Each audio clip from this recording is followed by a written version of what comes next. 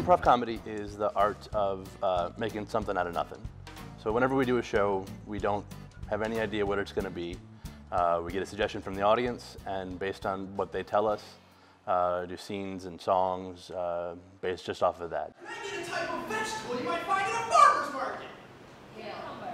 Cucumber, I heard. Thank you, cucumber. We take you to Rome.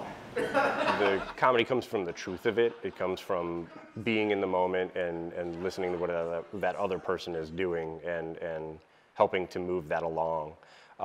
It's not really about being the funniest person or being the wittiest. It's about being with that other performer or whoever else is there. Yeah, you want to see it? What are you doing? I'm doing it. You see it? Everybody here, as we say, like, we all have each other's backs, you know what I mean? And everybody here wants the next guy to succeed and, you know, do well. And everybody here wants to collaborate with each other, you know what I mean? And because improv is like, you know, it's a group effort. We're in the middle of it. We've got nights that are just short form, like game sort of shows, and that's usually on our Friday and Saturday nights. That's our show that's kind of like Whose Line Is It Anyway, where it's games that the improvisers play. And then we have evenings where it's more long form and scenic shows. And then we also have our scripted shows that come from long form improvisation. We also have our karaoke improv night on Sundays where anybody can come and try out, and they can you know, sign up on the list, and we bring you up and tell you how to do it, and you get to try it out and see if you love it, like most of the people here. As Led Zeppelin rocks and Jimmy Page pulls you up to do a guitar solo. I mean, there's a lot of different improv philosophies. I mean, the way we approach it is that improv is something that everybody does. When you're a kid, it's called make-believe, and it's not hard to do. You just make stuff up. If there's dinosaurs, and no one questions, you know, what era they're from. They're dinosaurs, and you play. And kind of the older you get, the more you stop trusting your creative sources, and we kind of try and teach adults how to play like kids again.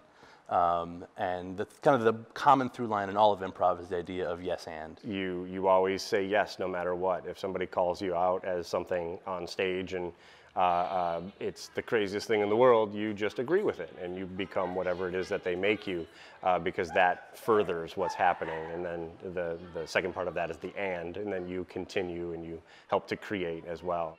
Anything could happen. You know, there's been scenes where, you know, you see people they drop their pants because the scene called for it, you know.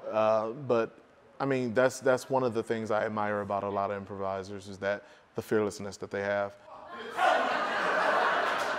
When you're in that moment, you don't think about anything else. You're living that life for that brief minute or two or three, and after a set, an improv set, you know, might be 25 minutes. You have 5 or 6 scenes in there.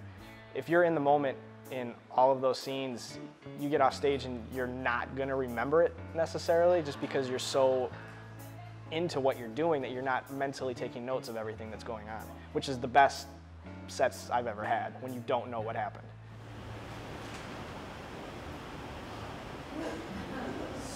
Sweet dreams are made of these. It's almost like you almost get like, I almost feel like I'm in a trance almost. And then when I get off stage, I like snap out of it. You know what I mean? Like come back to reality kind of thing. I miss my family. Dan camped in 3 weeks ago. Where were you? Ow! Third player detected. To begin calibration, please stand in front of Connect. I really like just building something and creating something, you know, with, you know, my fellow improvisers. When you're improvising with other people, the goal is to make it just as funny as possible, make it as quick as possible, and, you know, just have it like have this nice, like, just a nice flow to the scene. When you just go out there and have fun. The best shows are definitely when I have fun. You know, when I'm like really enjoying it and not thinking about anything else. Sarah, she's going through withdrawals. Drug addiction, classic. Worse. I gotta clear the jellies. Candy you could feel the energy come from the crowd, from the audience.